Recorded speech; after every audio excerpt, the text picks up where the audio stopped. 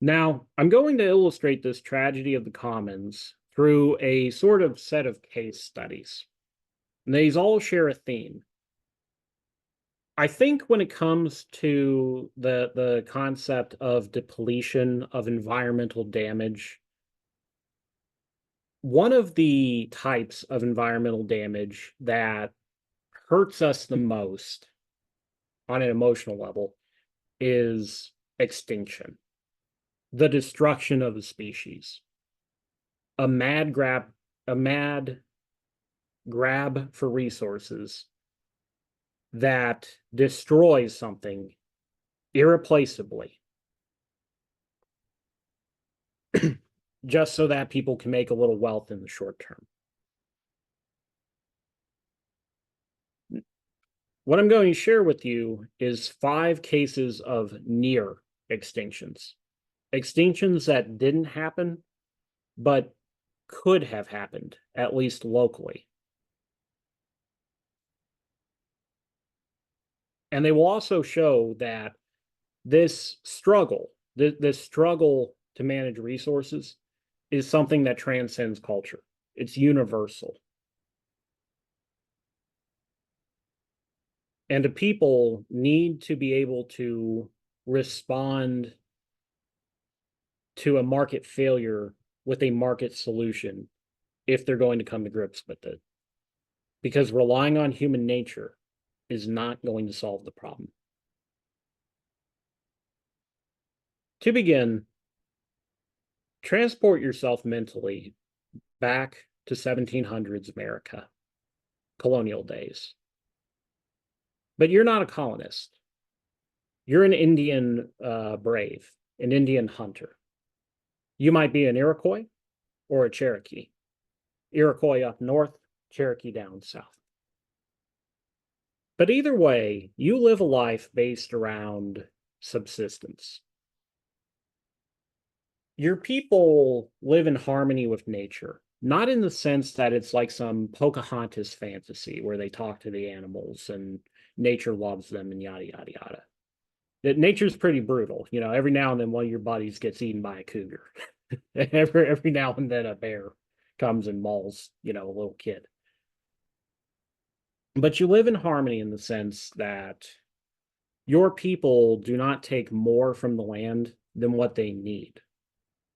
And that wasn't necessarily always true because you're actually living in what's basically a post-apocalyptic society. The population used to be much larger before the smallpox rolled through. Your people are farmers first and foremost. They get most of their caloric needs from fields of crops and beans, not from game and berries. But that was also hundreds of years in the past, and you've long forgotten it. Your civilization was swept aside by a tide of plague, and your people were shell shocked. And for as far as you can see, thinking back as far as anyone can remember, life has always been like this. You farm just enough to live, you hunt just enough to live.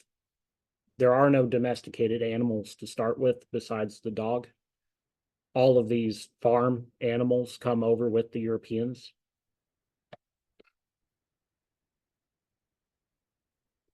And people have very little in the way of needs. Even your capital goods are made from things like flint and bone, easily accessible. And there is a bit of trade.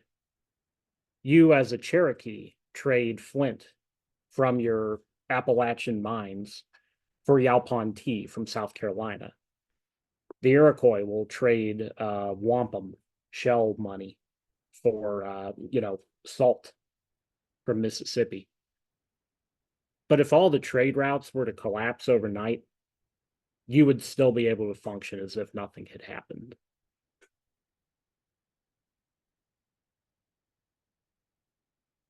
And life goes on like this for generations.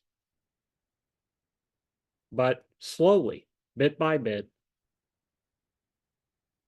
that harmony, that kind of endless, but also in some ways peaceful grind begins to fall apart as more and more your society is penetrated by outside merchants,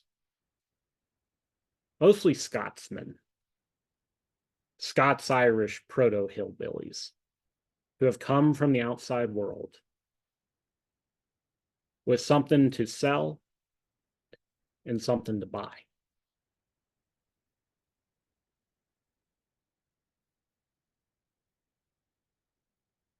Your people have one real talent, and that's hunting. They never advanced very far. It's not their fault. We see in Mesoamerica and the Andes that the American Indian was capable of building great civilizations. It's just they were the last branch of humanity to settle down, to stop wandering. In the grand scheme of things, they're only a few thousand years behind, while modern humans have been around for what, hundreds of thousands of years? But you don't have manufacturers to offer. There's only one thing that you really have an advantage over the Europeans on, and that's hunting ability. You know the land, you know the animals that live on the land. And you live on a land that is very rich in animals because of that mass death.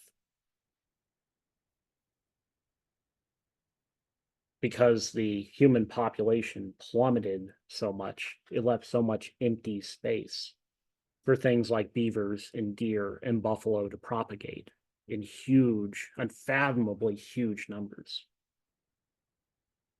And in Europe, they don't have that. In Europe, they went through their plagues long ago, the big killers.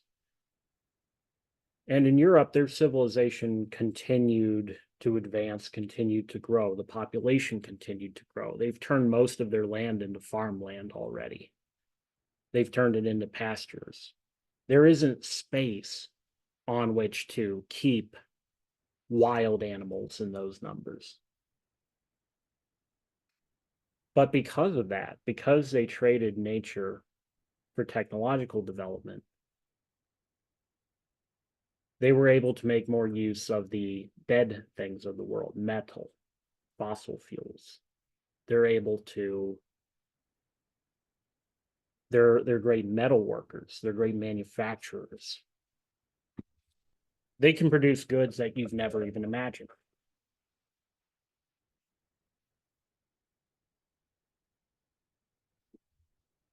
Now, your culture always had a great deal of reverence for nature. Societies that live around nature tend to. And with that comes certain taboos. You don't hunt for more than you need. You don't kill something without a purpose. You try to use as much as you can. There's that saying about how the Plains Indians used every part of the buffalo. That's a myth. They had a use for every part of the buffalo. They didn't use every part of every buffalo. But the point still stands that it was a people who generally tried to be efficient in what they did.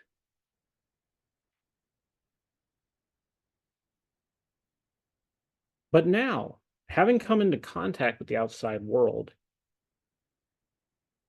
having come into contact with foreigners, you start to have foreign desires. You were always able to hunt with a bow and arrow and stone knives and store your goods and pottery made of clay. But you could be so much more efficient if only you had a musket and a steel knife and a steel pot.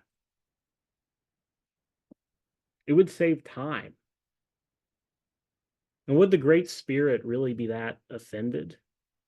If this helps you to take care of your family better, can't the Great Spirit accept that you might need to take two deer on this hunting trip instead of just one? And that's how the cycle begins. People make the first justification to themselves. Why do I need to take more than what I used to? But the thing about desire is that it has a way of growing on itself. It doesn't stay put. The more you indulge it, the more you want. So now you start to ask, well, uh, is it so wrong to kill an animal, not just for what I need, but also for what I want? As long as I'm not taking too many. These strange men, these Scots, they have products you've never seen before, like fire water. Makes you feel good in a way you never imagined. They have things like new articles of clothing, these strange hats and dresses and stuff. There's an Indian maiden in the village that you want to woo, you know. You're competing against the other braves of the village for her attention. Well, you know, maybe you could kind of sway her to your side if you gave her a nice gift of a European style dress. But that requires you to hunt more. Once the Indians got integrated into a global trade network that would start deep in the American interior, but ultimately work its way into the biggest, most developed cities of the European continent. Once they got involved in that, it started to take over their lives. And it was not something that they were coerced into. In the early days of the colonies, the Indians held most of the cards. They were playing the Europeans against each other. But it was something that came to master them through their own desires. Their religion encouraged moderation in hunting, but they were not capable of living up to those moderate ideals because the yields, the scope of their hunts were constantly increasing, and they were increasing out of control. And there were two particular animals that the Europeans wanted. They really wanted beavers to make beaver hats, and they really wanted deer skins, skin of the white-tailed deer.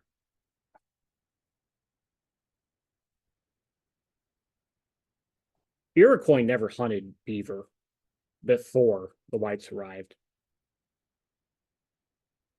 And beaver were not particularly, for that exact reason, beaver were very dopish, you know, game. They didn't have much of a self-preservation instinct.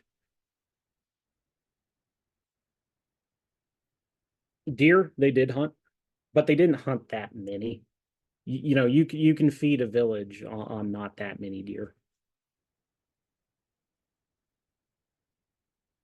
The hunting explodes. The death toll for the animal population explodes. And they start to devour the populations around them. And as they devour them, they begin to spread outwards. Because once you've become accustomed to a certain standard of living, it's very painful to go back to what you once knew, even if what you once knew was perfectly satisfactory. And so they begin to trample not only on the animal population, but also on each other. The Iroquois burst out into the Great Lakes from their New York homeland with great violence, destroying any tribe that stands in their way, pushing them off the land, wiping them out so that they can get more access to more beavers, so they can kill them, skin them, sell it off, and move on. Beaver dams used to be everywhere.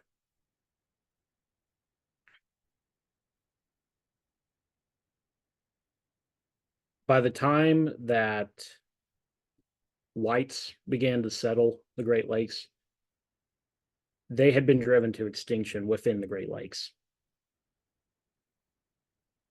When white fur trappers started to hunt them, they would have to go as far away as places like Montana just to find a dam. The white-tailed deer gets hunted to near extinction in the South.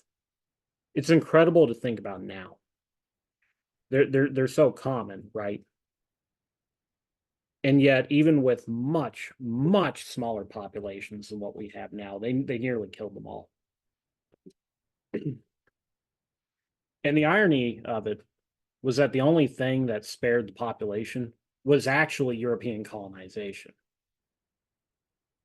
Because the Europeans weren't hunting for the market. That's the funny thing. You would normally hear this sort of story from the opposite perspective, that it was the whites that destroyed everything. But white settlers of the South, white settlers of the North, they were not hunters by trade for the most part. They're farmers, they're ranchers. And so when they hunt, it's a much more occasional thing. And the animal population very slowly begins to rebound. But up until then, it was in a very, very steep decline.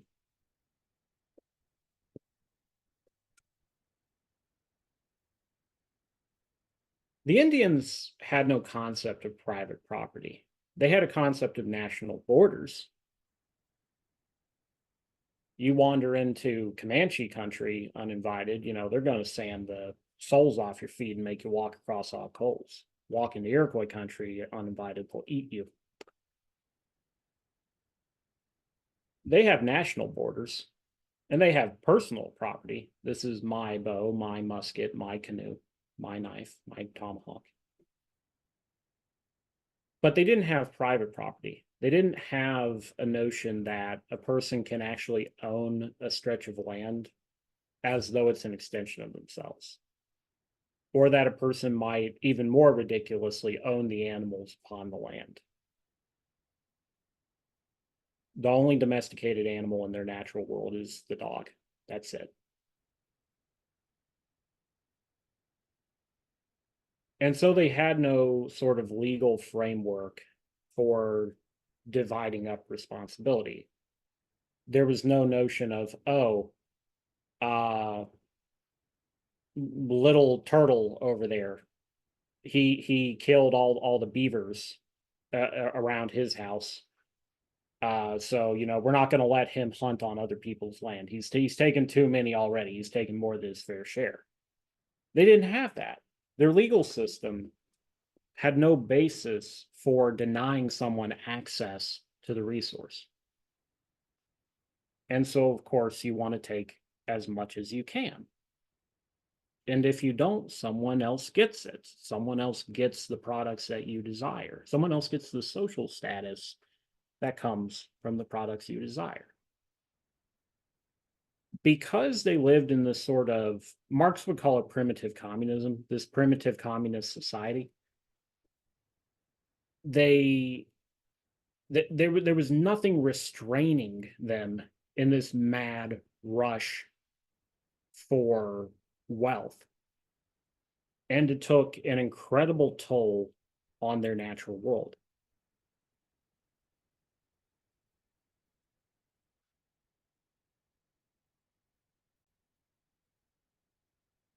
I think that shows something very dark about human nature. Because if ever there was a group of people who should have been able to manage their greed, it would have been them. I think they took their religion as seriously as most any other culture takes theirs. But the problem is that's not very seriously. They would pray to the animal spirits, they'd pray to the Great Father. They would do the rituals, and then they would go out and plunder as much as they could. And they weren't immoral people. They weren't uniquely destructive, but they were people. It wasn't a uniquely Indian problem. In America, on the American side of things, the Americans were incredibly destructive as well. For the Yankees, it was about whales. Whaling is something truly out of this world. It's incredible to me that an industry like that ever existed. Whales back in the day had several products that people wanted, but mostly it came down to oil. They would take the blubber, the fat of the beast, and render it into oil, and that oil could be burned as a form of lighting and lanterns and whatnot. It could be used as a fire starter. They essentially used it for the same purposes that we use kerosene nowadays. And what men from Massachusetts would do is they would set sail on the ocean, your good old days of wooden ships and iron men, and they would sail around until they saw the spout of water. You'd hear the cry of "There she blows," and then the men get into these little rowboats and they row out there in small teams. And one man, the harpooner, stands at the front of the boat with a spear, and he goes to battle with a sea monster from the depths. He faces the whale down with nothing but his raw muscles and that spear, like some ancient warrior. And he tries to kill this thing, a beast that's bigger than his own ship. And it was dangerous work.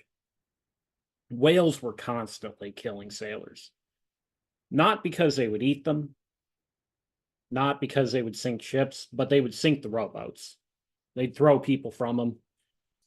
Most of these men couldn't swim. They might get bitten as well. So there were constant drowning deaths.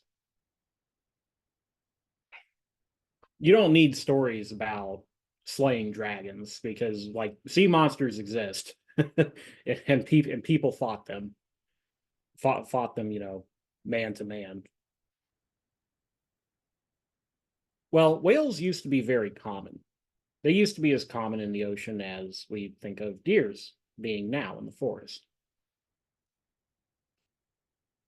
You could see whole pods of them all over the sea on any transatlantic voyage.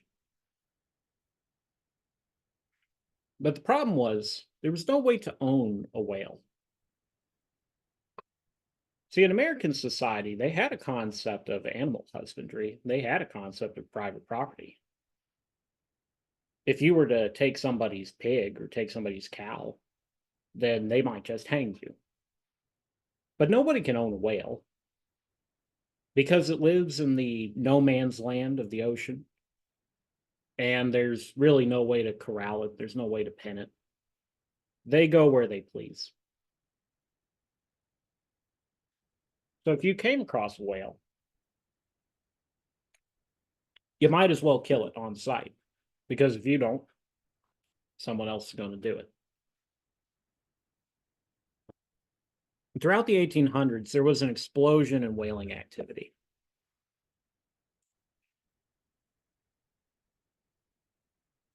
And with that explosion, there was a great collapse in whale habitats.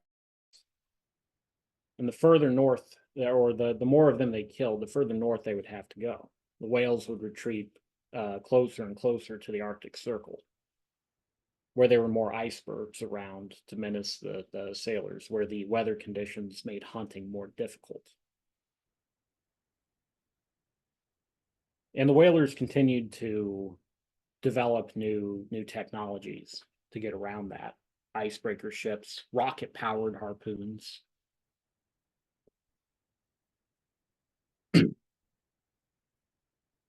But the devastation, it was so thorough that even today they have yet to recover. It's still a tiny fraction of what it once was. You imagine that at one time, if you had set sail, you would have seen scores of these things all around, just like the buffalo on the plains. They were they were decimated, and all to make lamp oil. Well, what saved them? Fossil fuels. And John Rockefeller, great oil magnate, he discovered that you could use. Okay, I don't know that John Rockefeller personally discovered this, but it became known late in the 1800s that you could make kerosene from byproduct of petroleum extraction, and it was just as good as the whale oil, but it was a hell of a lot cheaper. The birth of the American oil industry was actually what saved these incredible creatures, because it removed the need to go after them. There were still a few products that you could get, things like baleen, bones to make corsets, but the demand for whale products just bottomed out overnight, and with it a whole industry, this very venerable industry that had once been as much a symbol of America as the cowboy was. It died in the space of just a few decades, and it died probably right in time to save these creatures. Because if not for that, they might have gone the way of the dodo. They might have gone the way of the passenger pigeon.